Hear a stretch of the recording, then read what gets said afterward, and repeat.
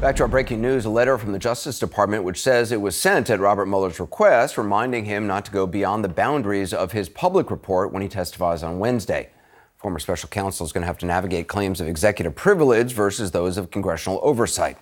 360's Randy Kaye spent hours sifting through video of his previous testimony for insight into exactly what kind of witness Democrats and Republicans can expect. The cyber threat has evolved significantly over the past decade. When Robert Mueller testifies, he's laser focused, never saying more than he has to, never claiming to know more than he does. Do you have any idea about the percentage of members of, let's say, MS-13, because that's in the news lately, might be here illegally? I do not. I have to get back to you, but it's fairly substantial. Well, I really have to get back to you on that. Mueller has had to face questioning from congressional committees as far back as July 2001. At his FBI director nomination hearing, he showed a rare moment of lightheartedness when asked about FBI managers being required to take polygraph tests. I have already taken that polygraph. The only reason I asked that question is I knew you had, and I just think it's important. It's important for people to. Yeah, how did you do it? I'm sitting here. That's all I can I'm sorry. We just hope you had a good examiner, that's all. Mueller's testified dozens of times over the years. It's all preserved and cataloged online by C-SPAN. We reviewed more than 10 hours of it. While he is most often precise and polite, he does not like to be pushed around. That was evident in 2013 when Mueller testified about the Boston Marathon bombings.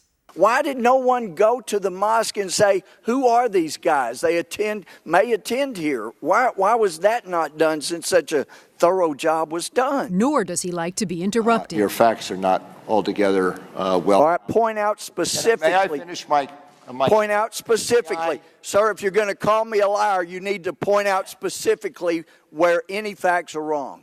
We went to the mosque prior to Boston.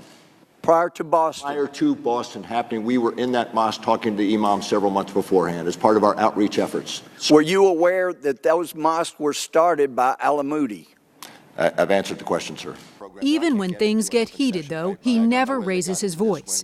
It's standard Mueller, calm and cool. You're asking questions about details of the investigation. I'd be happy to take that. Is not a detail about the investigation. That took place prior to the investigation started. May I please finish?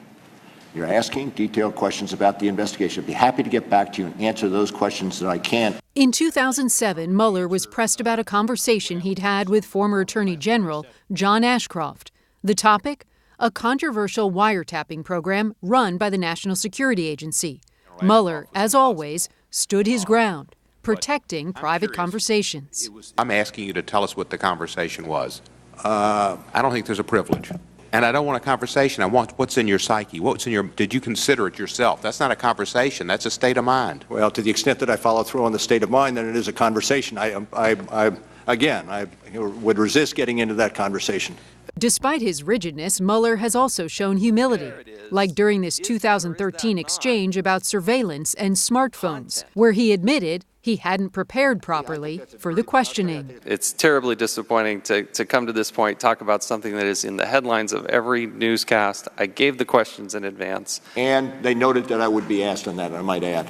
So it's my fault. Humility from a man now just hours away from what he hopes will be his last hearing on Capitol Hill. Randy Kaye, CNN, New York. A lot of experience. Joining me now to discuss Robert Mueller's career and his previous relationship with Congress, someone who worked directly under him at the FBI, John Pistole, who served as deputy director. John, do you expect the Mueller that we see on Wednesday will be any different than the Mueller we just saw in Randy's piece? Very serious, very prepared witness, generally, who's not afraid to push back on lawmakers?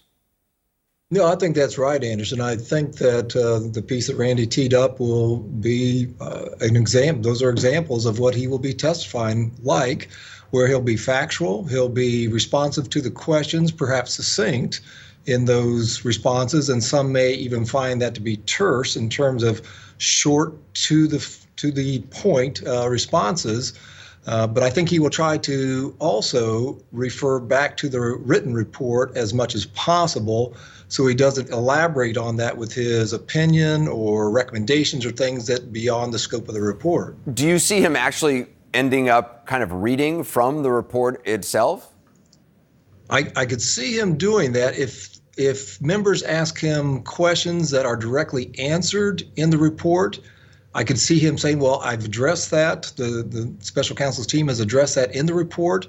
And if he is pressed too much, he may even say, for example, on page 67, you'll find the specific answer to that. And then he may pull that out and read it, perhaps just to delay that or extend the timing of his answer, so limiting other questions and things like that. So we'll see about that. I mean, it seems like many of the Democrats on the committee would be fine if he is just reading from the report. It seems like what they want is, Robert Mueller on television, even if it's him reading, they feel people will learn something that they didn't otherwise know because most people have not read the report.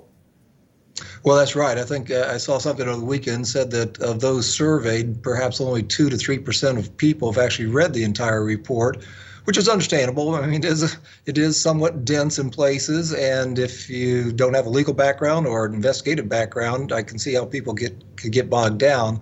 But I think the key would be if Democrats were focusing on what are the big takeaways from Volume 1 and then from Volume 2, and then in the totality, what are the conclusions? And even if they had him read some of the conclusions that are in the report, that would probably be the first time many people, if not most people, have heard that specific language. John Pistol, I appreciate you being with us, John. Thank you very much. Mm-hmm.